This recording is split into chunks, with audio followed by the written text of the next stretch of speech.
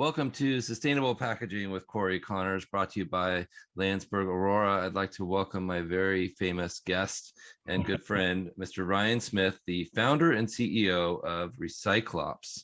Welcome, sir. How are you? Good. Thanks for having me. I'm excited to be here. Of course.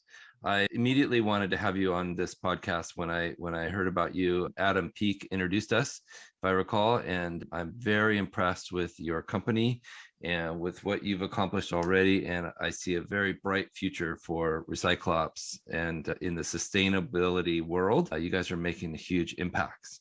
So thank you for that. Yeah, I'm excited to be making an impact, having things going well for the business, and it's good because when things go well for the business, things go well for the world. So yes, sir. Gotta love that. Yeah, it's an awesome idea what you've done, and I think it's totally necessary, and I'm excited to talk about it. So can you talk about the start of Recyclops? What brought it on? Yeah, so I grew up recycling. And I pretty much always recycled. And with the one exception, I went on a 2-year service mission for my church, and I was in Russia, and there wasn't any recycling in Russia, which really? No big shocker that there's no recycling in Russia. Yeah. Sorry to any Russians listening. But yeah, other than that, I'd always recycled. And so I was in college. I'd actually just come back from this mission, and I moved into off-campus housing. And previously I'd done a year of college, lived in on-campus housing. The university had recycling, all of that. But suddenly I lived in this apartment, and we didn't have recycling. I remember I had bought like a Coke or a Sprite or something on campus in a vending machine. It was in a plastic bottle. And I went to go take it to the recycling, and we didn't have like a bin in our apartment. I just moved in, and I thought, I'll go walk it out to the dumpster. Walk it out there, and there's no recycling. And that blew my mind. And at first I thought, man, I must just live in the most ghetto apartment complex around, which wasn't too far off. But as I started looking around and going on dates and socializing, I'd always like poke my head in the dumpster enclosure to just see. And I saw that my apartment was not unique. And as I started doing more research, I found out that it wasn't the city I lived in, it wasn't the state I lived in, that it was a national and even a global problem that apartments struggle to recycle. And that was my first exposure. And I thought, this is solvable. This is a solvable problem. And it's the right thing to do to recycle. And I feel a pain here. Like, I want to recycle. I feel guilty. I felt guilty with that water bottle because I put it in the trash because I didn't know what to do. I didn't know what to do. Yeah. And I think now, as I exist today, I probably would have held on to it and brought it onto campus where there was recycling, but I wasn't as green then as I am now. Yeah. That's absolutely a good point. I think I read on your site, 38% of U.S. households don't have recycling available. That's 50 million homes or living dwellings. That's exactly right. Amazing to me as an American. I live in Portland, Oregon, which is recycle capital of the world or of the U.S. But I was very surprised by those figures. Yeah, so was I. And in fact, I still get surprised by them. And I know it. So, I first was exposed to this apartment problem. And it's like, okay, that's about 16 million households, about 60% of apartments in the US approximately. But then what really blew my mind was when I found out about about single family homes, the type of house I grew up in, full municipalities not having recycling programs. And when I first got exposed to it, I just couldn't believe it. I thought, oh, this one city must just be an exception. And then I started thinking about it, and it's like, no, it's just like my apartment complex was an exception. There's probably a reason for this, and there's chances are this city isn't unique. And it wasn't. There's about 34 million single family homes in the US without recycling, and the recycling pickups, they may have a drop off somewhere, but drop offs are way underutilized. And so if you don't have recycling pickups, then recycling rates in a community are abysmal. Well, I have to be honest, I Googled Recyclops, and one of the things that came up was Dwight Schrute from The Office. Yeah. His character on The Office was called Recyclops. Is that how you came up with the name, or is it something more clever? So I was living in Brazil, kind of random. I have a brother who had a business in Brazil, and I had moved to Brazil and was doing an internship in country. And so I was living with my older brother in Brazil, And I had decided I wanted to, I really wanted to start a business. I'd actually had the idea a couple of years about, starting a recycling business, and I had a million other business ideas, kind of between that time. But it was like 2 years before this is when when I had the pain of throwing that water bottle or that bottle. But I decided, hey, I'm going to do this, got to come up with a name. So I was literally just pacing his living room back and forth, spitting out names, just like throwing them as I paced. And I said Recyclops. And then I said two more names. And then he was like, no, go back. That was it. That was it. And I was worried it was like too fun, but he's like, no, like, why wouldn't you want it to be fun? Like, and it's like, yeah, you're right. So I had not, at that point, I had, The Office existed. I knew what The Office was. This is back in 2013, but I hadn't watched The Office. And so, it did not come from The Office. I think it was just, a clever word, like, Cyclops kind of came together cleverly. And the funny part about it for me is I had a designer who went and designed our logo. And I, showed to him, said the name. He's like, oh, Recyclops, like recycling operations. And I was like, oh, yes. I didn't even realize that's what you meant, right? Yeah. That's exactly right. I was like, yeah, that's right. So it's got some fun things. So a lot of fun taglines, like an I single to saving the planet, or there's a lot of fun things you can do. I absolutely love your logo. So whoever your designer is did a good job. And it's a cool name. It's easy to remember. It's fun. I love it. So nice job. Thanks. Yeah, but not Dwight. So no.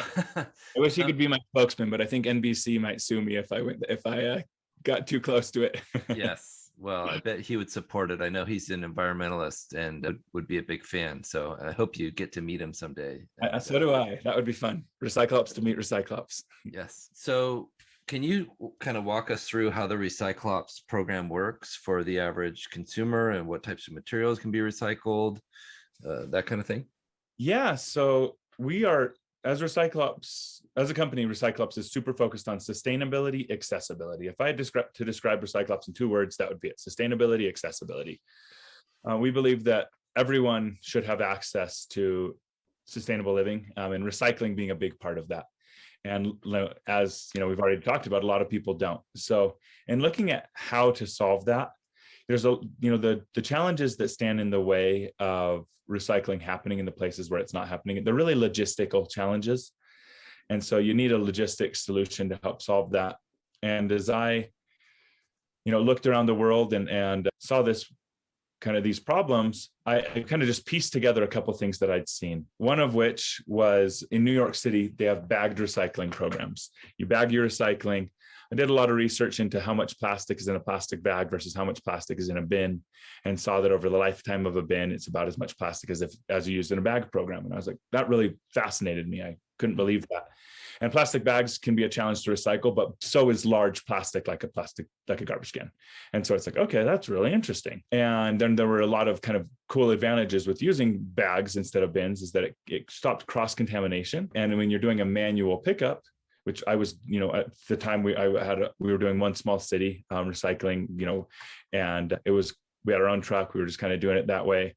And by having it be in a bag, instead of having to grab a bin, you go to the curb, grab a bin, go to your truck, empty it into the truck, go back to the curb, drop off the bin. If you can just grab the bag and go, you're spending half the time at each home, which means you're idling for half the time because you're not shutting off your vehicle in between, because it's seconds. And it's like, oh man, there's a great there's kind of a good environmental justification there. And then additionally, later I learned about how much cross-contamination is a problem in recycling, and it prevents your neighbor breaking the rules of recycling doesn't come in and mix with your recycling and create problems there. So that was one of the first things. It's like, I have a sister who lives in New York. I'd seen that kind of, did that. Really, the idea was to avoiding the bins. And as a young company, having to purchase the bins, they were expensive, saying, hey, how can I avoid that? And then looking at the environmental side and saying, hey, is there an environmental justification here? Because that's, looking at this, I want to make sure when I'm making decisions that I'm not focused on, like, we're a business. We need to be in business. We need to make money, all that jazz. But I want to make decisions that are the environmental best decision, and then find ways to make that work monetarily, not the other direction. And I think that that's what we did. And then the big thing here about our model is I saw that I wanted to expand this. We were doing this in one city, and I realized there were lots of cities. Buying a truck in every city would be a challenge, and managing that and the fleet management is like, I can't do that. That's too hard. But there's so many cities that need recycling. Like, how can I do this? And I thought, what if I Ubered it? What if I did it like Uber? Yeah. What if I hired a local with their own vehicle? They can use a pickup truck. They can use whatever. I've already switched to using bags. Everything's self-contained. Yep. Anyone can put it in any vehicle. Large cardboard, they flatten it and put it to the side, which is what they do in New York as well, in New York City. And I thought, hey, I'm going to try it. And so I threw up some Facebook ads in a city that didn't have recycling, put a job posting on actually Facebook jobs for free, found a couple of drivers, got a couple hundred customers to sign up, or 100 or so customers to sign up, and boom, launched a recycling program. Awesome. So that's kind of the journey of how we got started. And that's how it works. We have local independent contractors using their own vehicles, picking up bagged recycling from homes. They follow an app and people sign up. It's not on demand like Uber. It is a subscription based. We can do on demand pickups. We do some on demand pickups. We're trying to push to see how much more of that we want to do. But vast majority of it is just scheduled pickups with a independent contractor driver picking up bags of recycling. That's amazing. And it says here, in 2020, Recyclops diverted over 3 million pounds of recyclables away from the landfill. Yeah. And it'll be a lot more in 2021. It's crazy. And to think that it just kind of started from a dorm room, as an idea, and here it is. And no, it's fun because we're in over 100 municipalities in 10 states. We're launching in 2 new states in June, and a dozen or so more municipalities in June. And so it's fun. Congratulations. I think that's totally awesome. Are the bags that you use reused, or are they recycled or biodegradable, or? Yeah, they're recycled. So they are loaded LLDPE, linear low density polyethylene, which is a very recyclable material. Bags in general can be a challenge for recycling because they can get caught up in gears. And so we have to, partner with facilities that can handle bags and have a bag breaker or have a system for that, or we have to break open the bags ourselves. I keep thinking that we're going to switch to reusable bags. Every time I do the analysis, and not from a like economic standpoint, from an environmental standpoint, we just keep landing on the single-use bags. They just use so much less plastic that, the amount of times that you have to use a reusable bag, depending on the material, it's a lot of times. I've heard it's like 35. Is that right? Something like that? Depends on the material. Depends a lot. Like if you're using a cotton bag, it's like 130 something times. Wow. It's crazy. And we've partnered with Glad bags, and they are, best in the industry to make really thin but really strong bags. And so we use less plastic than any other bags on the market, which makes a big difference. But it's interesting. And then you look at the environmental impact of washing these, and the environmental impact of all of the logistics, the extra trips that have to be made.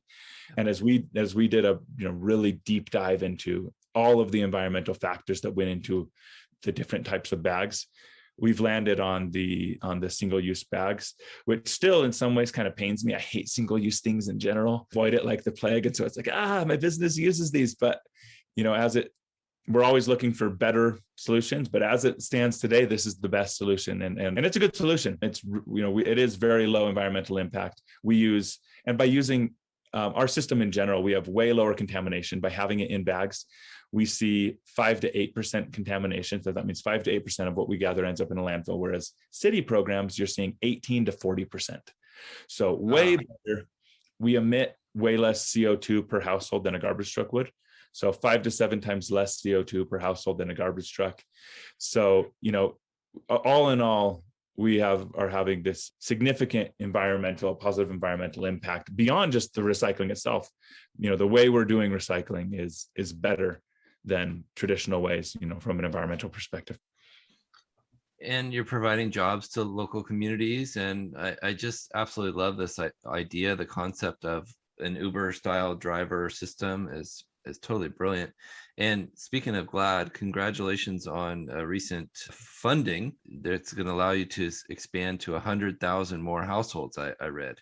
Yeah, that's exactly right. Yeah, we brought on some outside investors. One of them was the Clorox company who owns Glad. So, and we were really excited about that because, and this is not some like Glad ad, like Glad really is the best at making thin, like using less plastic to make these. And so we were really excited about partnering with them, and we kind of approached a partnership because we wanted to use their bags and get some kind of ones that were made unique, that were unique Recyclops bags manufactured. And turned out that they were interested in investing too, and really investing in our future and helping us accelerate growth. And we were excited about that. Also brought on some great institutional investors along that path as well. And so raised $3 million to try and really expand the business. So we're excited, and it's cool to see investors and corporations who believe in this mission. And I really don't think that it's not just like some PR stunt or greenwashing, or I think that there really is a care for, hey, there's some problems here and we need to solve them. And I'm a big believer that you solve big problems by working with big players. And so we're excited to be working with some big players, both on the investment side and the partnership side. Well, it's so exciting to see the growth and the future potential for Recyclops. I'm totally supportive of you and that mission. So I hope this podcast is helpful with that. Yeah, I hope so too. So in regards to sustainable packaging, as a recycler, can you tell us, as most of the people that will be listening will be in the packaging industry, can you tell us what kinds of packaging you would like to see more of, and maybe what kinds of packaging you'd like to see less of? Yeah, there's some difficult things there. So paper is great. Paper's awesome. There's times where plastic's better, of course, but generally speaking, when it comes to plastic, I'm a big believer that there needs to be a plan for the end of life. And that plan for end of life shouldn't be burying it in the ground. And there are some great, new plastic innovations that have enabled people to package things in really thin plastic. And you have a pouch, and it's great and it's wonderful. And you look at the environmental impact, and it's awesome. But at the end of the day, there's not an end of life plan for that. Yeah. And so it lives and dies once. And it's like, oh, so we've actually, Recyclops, started to work with some different packaging companies and different things to try and extend that life, to take some of these hard to recycle items and gather them back from consumers, whether that be through a direct pickup program using kind of our Uber style method, or mail back, or whatever that is, to try and really extend, give new life to some of these items. But if there's not the ability to give something a new life, and then, I think you go with packaging that can be reused or recycled. Reused, of course, better. I know that FedEx, I just saw that they have like a new envelope, that there's a reusable envelope that they're doing some stuff with. I think that's super cool. So yeah, and then like aluminum is awesome if but that's more for like beverage packaging and that type of stuff. Like if you have a choice between a plastic bottle and aluminum can, it's like aluminum can every time. But yeah, looking at the packaging, one of the things I will mention in packaging specifically, and I think that you wanted to talk about this anyways, is a compostable plastic. And also so I'm going to mention a couple types of plastic that, in my opinion, farces. They're tricking you, and that is compostable packaging, and then packaging that is like plastic made from corn. You'll see this like, oh, this plastic is made from corn, and like that's cool because corn's renewable, and this, and like that's like totally cool, looking at the plastic made from corn. At the end of the day, though, people think, oh, this is made from corn, so it's just going to disappear. Right? It's just going to this will just biodegrade, and it's like, no, well, that plastic is the exact same as the other plastic. It's made, what is, you think about corn, you make fuel from corn, ethanol. That's what it is. It's just the same thing. And so they just have catalysts that allow them to, do that from the sugars in corn and other things. And so it's like, people, when a consumer sees, oh, made from corn or whatever, they think, oh, this is biodegradable. Like that is what happens in the average American's mind. And that's just like a straight up lie. And they don't even have to tell the consumer that lie. And so like, yeah, it's, is it better than drilling? Yeah, I think that probably. I think there's definitely a case to be made there. But at the end of the day, there's also challenges with the recyclability. Some of these things can be harder to recycle. And more than anything, people think that they don't have to recycle them. So, and then that goes into the biodegradable plastic, which is truly biodegradable. You have these plastics that can be biodegradable, but most of the biodegradable plastics are out there. They're not biodegradable in the way that you think. They're not compostable in the way that you think. They are, if you get an industrial facility, which there are only a handful of, a dozen or so, I don't know how many there are in the US, not that many. Chances are your city doesn't have one, and that even, better chance that your, compostable plastic, whatever, isn't going to end up at one. But you look at these compostable plastics, and they are, one, chances are they're not going to biodegrade. And so there's that. And then you have the ones that are like, oh no, this is a truly biodegradable plastic. It actually is going to break down in a normal landfill in that. And people think, oh, this is amazing. This is wonderful. But when that plastic biodegrades, it releases methane. And methane is way more potent than CO2. It's horrible. And so instead of saying, oh, I want to have something that I can give a new life to and recycle and close the loop, and really recycling has a significant impact on carbon footprint, because it takes a lot less energy to produce something from recycled plastic than to get virgin material. When you're choosing to use a compostable plastic, that goes into a landfill, or it goes into a recycling facility and messes up, causes problems there because it's not recyclable. That's what I was going to say. Yeah, it causes more issues than it's positive sometimes. That's exactly right. Well, and then even the positive, it's like, oh, this will biodegrade. It goes into a landfill and releases a bunch of methane. It's like, man, it would have been better to recycle this, to actually give it new life and to not release that methane. And so I'm sure that there are people out there who could try and justify and argue it, but I'm not buying it. You look at the overall impact of it, and you look at the methane released, you look at this, and it's almost like, man, it'd be better to have a piece of plastic sit in a landfill until we figure out how to use plastic more effectively, and the landfill can be a mine for plastic. That's maybe even better than this compostable plastic that is going to release a bunch of methane. But interesting point. Yeah, I'm reading Bill Gates' book right now about how to avoid a climate disaster. That's one of the things he's talking about. Could plastic maybe be carbon capture for us? That's possible. Yeah. So there's lots of ways to solve these problems. And I wanted to ask you, do you think that recycling can catch up to demand? And if so, at what point would that be? Yeah, there's two parts to that. One of the pieces that stands in the way of recycling is demand for recyclables in manufacturing. Virgin plastic, Bill Gates touches on it in his book, how cheap virgin plastic is. Right. It's just so cheap. And you think like, oh, it's so expensive at the pump and this and that. And it's like, you look at it compared to like what it costs you to buy soda, and it's like, gasoline's cheaper than your soda. And it's like, whoa, I never, like, gasoline seems expensive. It's because you're buying a lot of it and burning a lot of it, a lot more than you do of a soda. And so even if you love Diet Coke as much as my wife does, so that is a kind of a fascinating thing to me. But you look at the overall impact of the plastic and use actually brands who are demanding to use post-consumer recycled content in their products, and that changes things. That creates a demand, increases demand for recycling, and that makes recycling more viable.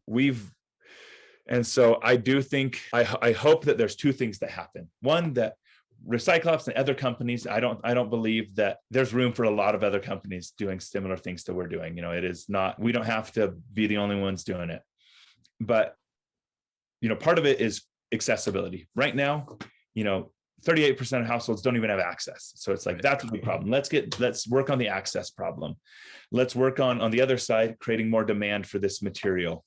So that it can be used, so that we can be more circular.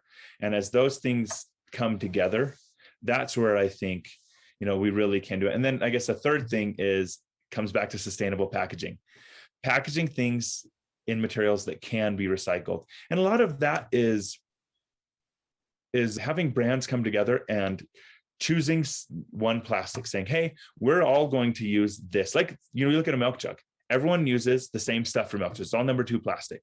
And because of that, It's extremely recyclable. Same thing with water bottles.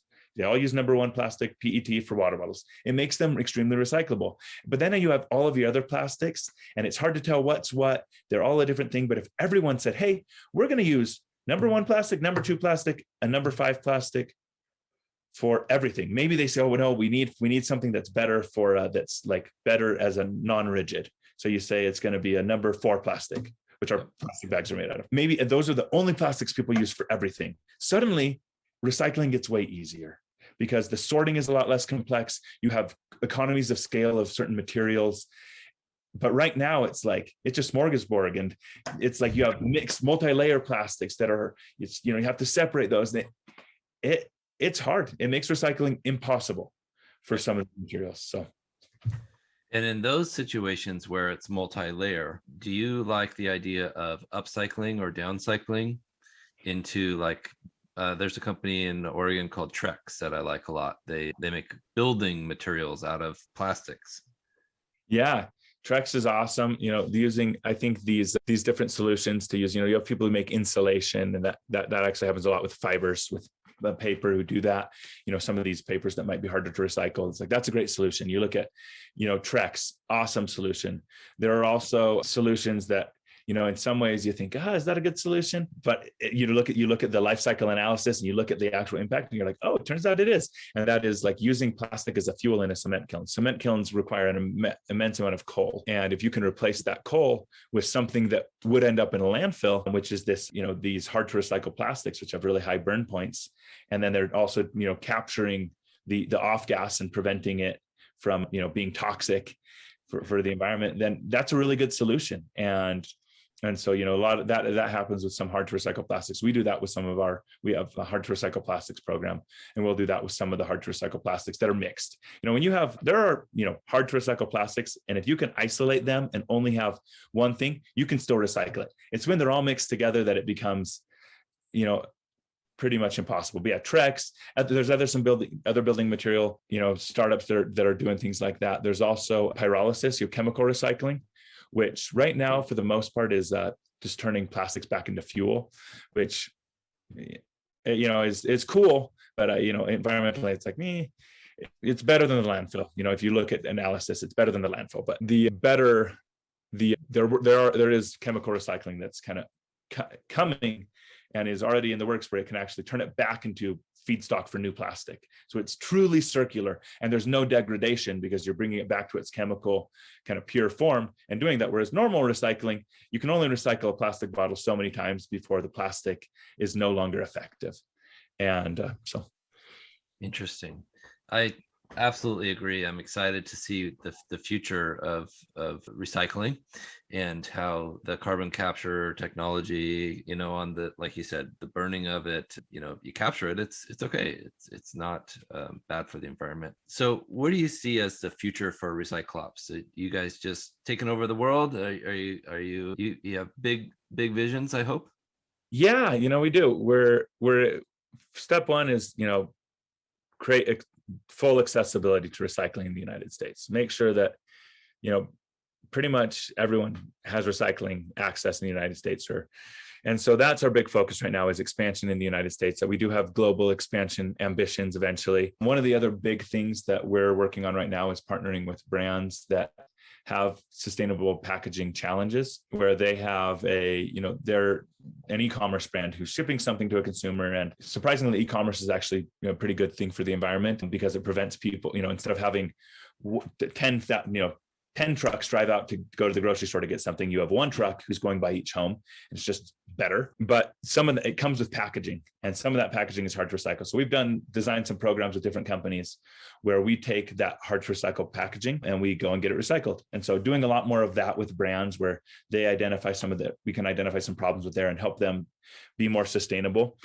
And so that's a big part of our future, is kind of in the sustainability logistics world, just helping, whether it be food waste or whether it be hard to recycle plastics or whatever it is, helping create an outlet for this material from homes. So that's what we're doing. And then I also want to just mention, I think it's worth mentioning that this is not just like, oh, a community doesn't have any recycling. We're also like Nashville, Tennessee. There's not glass recycling. So we launched a glass recycling program in Nashville. And so like it's glass only there. That's what we do. We're working on we're doing a pilot right now in Dallas for just on-demand pickup. Hey, you have a bunch of extra cardboard.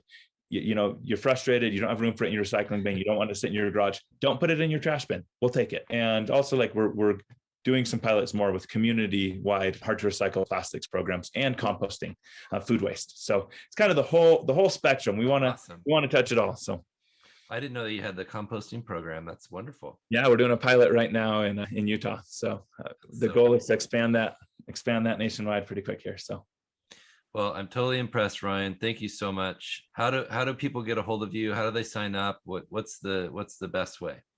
Yeah, if you want to sign up for Recyclops, or you can request it for your community, sign up in a community that doesn't have it. If we can usually we need about 100 households in a community, and then we can launch. So many of the communities we're in, it was a single person who made it happen. They brought recycling to their community, which is a pretty cool thing to think, some of these people did. And so you can go to recyclops.com, recyclops.com, and, learn more there and sign up there. Usually it's about $12 a month in most locations. Some locations it's a little more depending on different circumstances.